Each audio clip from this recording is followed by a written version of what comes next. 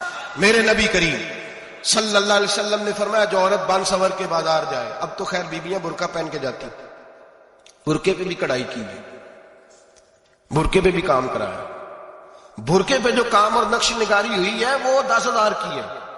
برقع پردے کے لیے پہنا تھا، دکھانے کے لیے؟ یہ کیسا برقع ہے کہ اس نے برقع بھی پہنا ہوا ہے اور برقع بھی اس نے فیشن والا پہن لیا؟ یہ کس طرح کا؟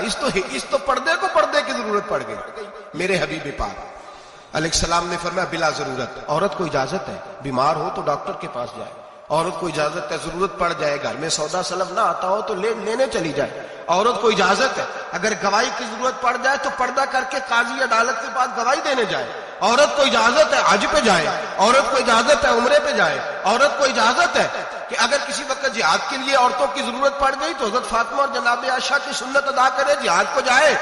لیکن اگر عورت موج کرنے جائے اور روز کہے وہ دیکھیں نا فلاں پارک میں تھے آپ تو کبھی گئے ہی نہیں، فلاں جگہ تھے آپ کے پاس تو فرصت ہی نہیں، فلاں میری سرگودے والی بہن کا خامن تو روز لے کے جاتا ہے آپ نے تو کبھی توجہ ہی نہیں فرمائی، روز پیغام دیتی رہے۔ میرے حبیب کریم سید عالم صلی اللہ علیہ وسلم نے فرمایا جو بی بی بن سور کے بلا ضرورت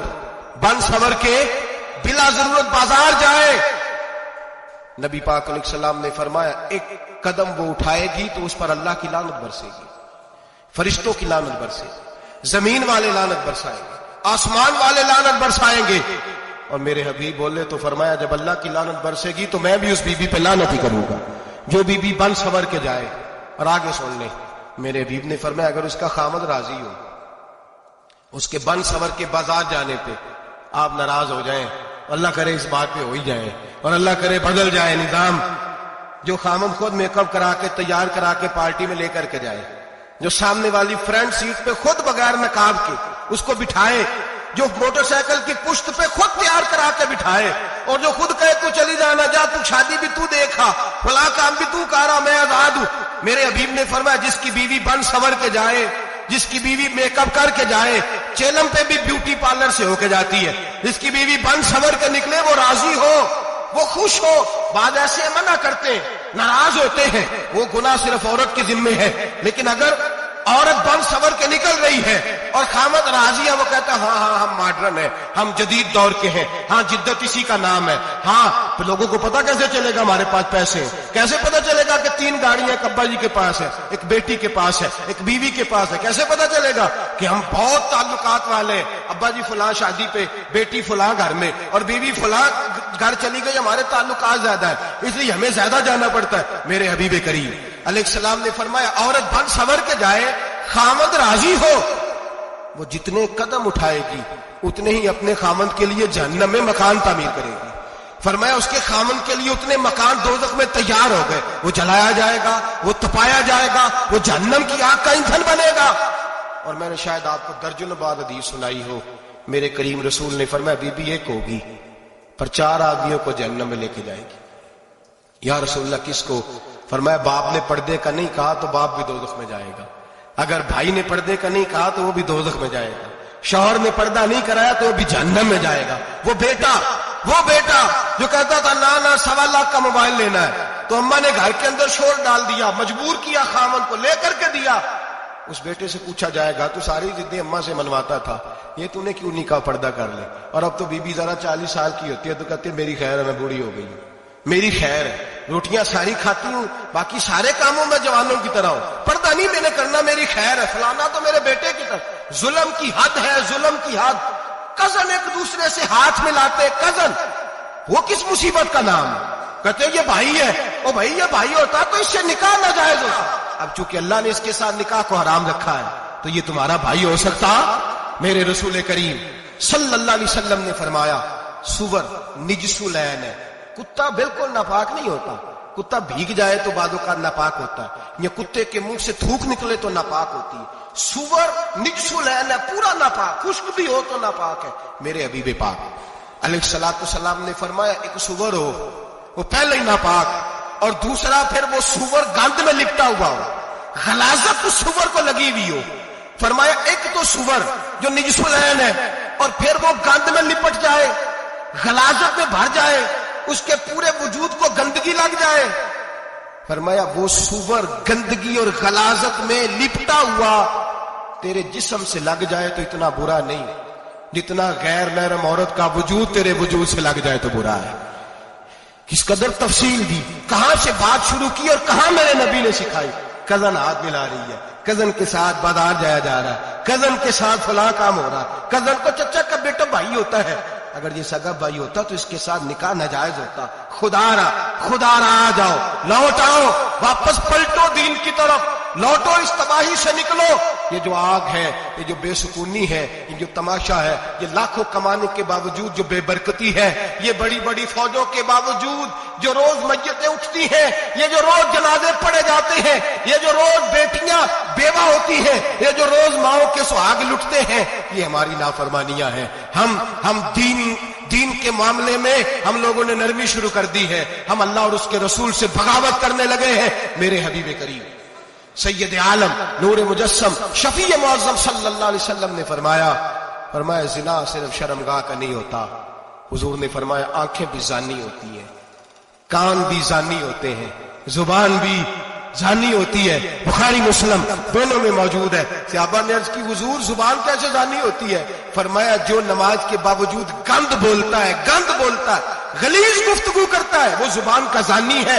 اور فرمایا جو روز گند دیکھتا ہے وہ جتنی مرضی تہجدیں پڑھے وہ آنکھ کا زانی ہے. اور جو گندی باتوں میں لذت محسوس کر کے سنتا ہے وہ جتنا مرضی روز اٹھ کے مسجد میں جھاڑو دے وہ کانوں کا زانی ہے.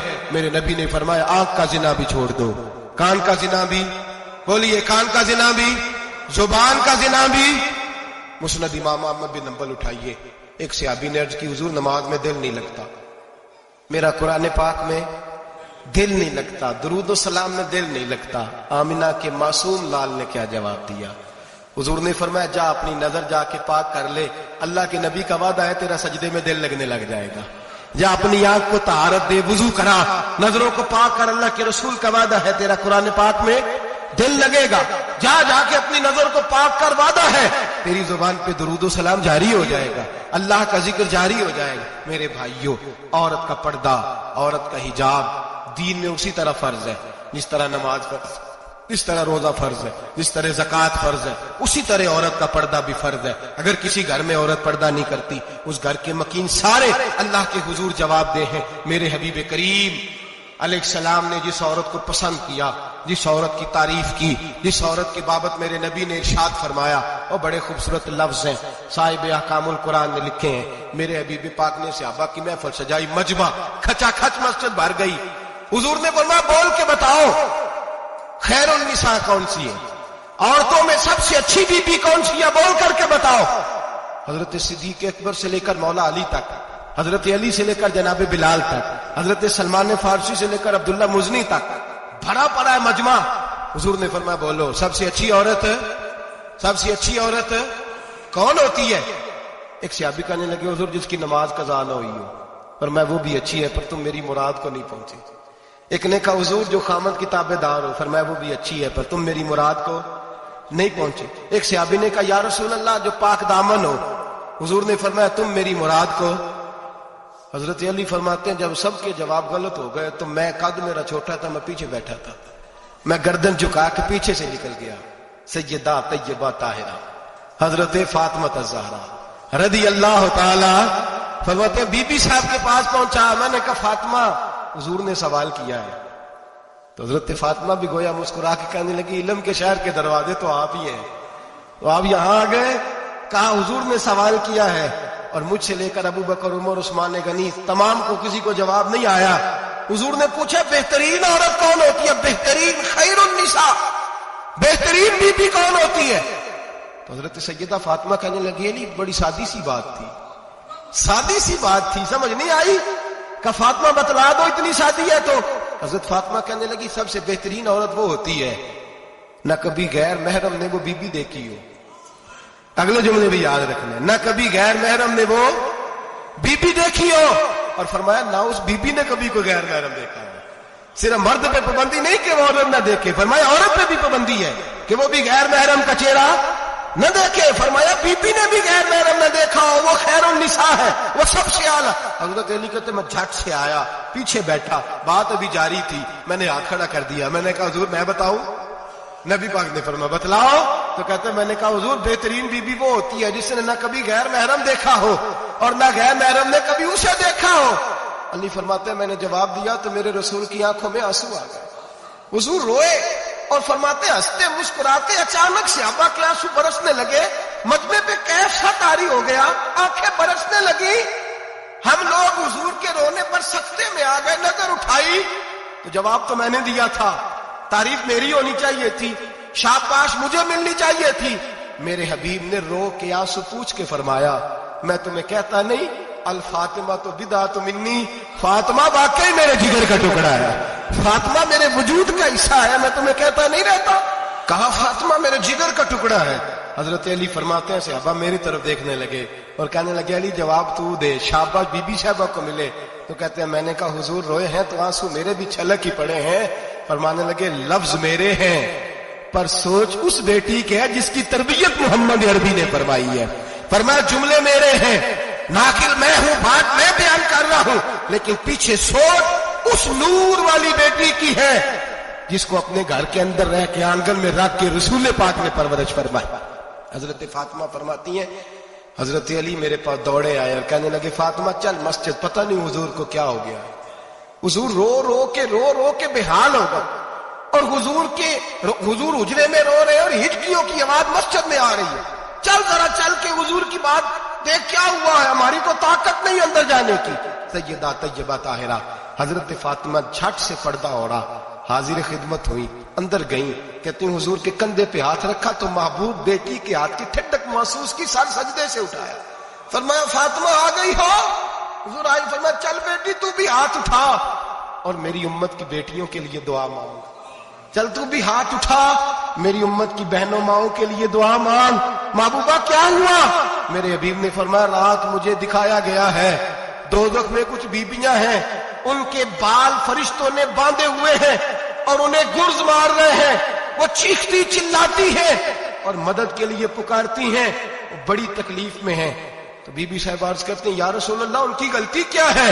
تو میرے نبی نے فرمایا وہ باریک دوپٹہ اوڑھتی تھی، وہ باریک دوپٹہ اوڑھتی تھی، ان کے بال چمکتے تھے، غیر محرموں کی نظر پڑتی تھی، انہیں دوزخ میں سزا ملے گی، وہ چلائیں گی چیخیں گی، ان کی مدد کو کوئی نہیں پہنچے گا، چل تو ہاتھ اٹھا دعا مانگ۔ حضرت فاطمہ امت کو پیغام دیتی ہیں پردہ اوڑھ لو، حجاب میں آ جاؤ۔ حضرت سیدہ زینب حضرت فاطمہ کی وہ لخت جگر جو میدان کربلا میں امام حسین برابر کی شریک رہی سیدنا امام حسین کے ساتھ۔ یحییٰ بن معین کہتے ہیں میں 15 سال تک حضرت زینب کا پڑوسی رہا ہوں، 15 سال۔ گھر برابر ہوتا ہے نا، بندہ بی بی دیکھ ہی لیتا ہے، وہ بی بی کبھی پردہ ڈال کے جا رہی ہے دوائی لینے، کبھی نظر آ ہی جاتی ہے۔ کہتے ہیں 15 سال میں سیدہ فاطمہ کی بیٹی کا پڑوسی رہا ہوں، میں نے کبھی برقعے میں چھپی ہوئی زینب بھی نہیں دیکھی، برقعے میں چھپی ہوئی زینب بھی کبھی نہیں دیکھی۔ حضرت عبداللہ بن جعفر طیار جناب علی المرتضیٰ کے بھائی تھے، ان کے بیٹے کے ساتھ ان کا نکاح ہوا تھا، بیمار ہو گئی تو حضرت عبداللہ کہنے لگے زینب چل تجھے حکیم کے پاس لے جاؤں، طبیب کے پاس لے جاؤں۔ تو حضرت زینب کہنے لگی آپ جائیے میرا حال بتا کے دوائی لے آئیے۔ تو حضرت عبداللہ جعفر طیار کہنے لگے شریعت میں گنجائش ہے ڈاکٹر کے پاس جانے، حکیم کے پاس جانے کی گنجائش ہے، تو چلتی کیوں نہیں؟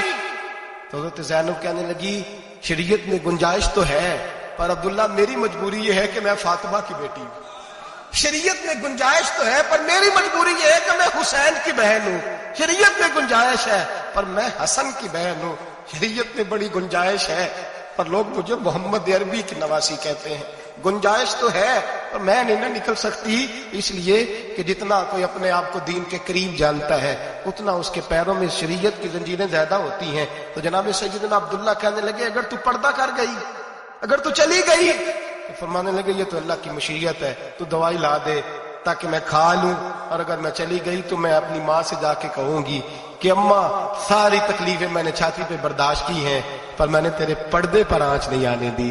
میرے بھائی یہ اسوہ نور ہے، یہ اسوہ حسنہ ہے، یہ ہمیں سکھایا جا رہا ہے۔ میرے حبیب کریم کی بیویوں کا یہ حال تھا، بیویوں کا اپنے گھر کے آنگن میں حضرت عائشہ صدیقہ، حضرت سودا جناب حفصہ اپنے سیل میں جب بیٹھتی تھی نا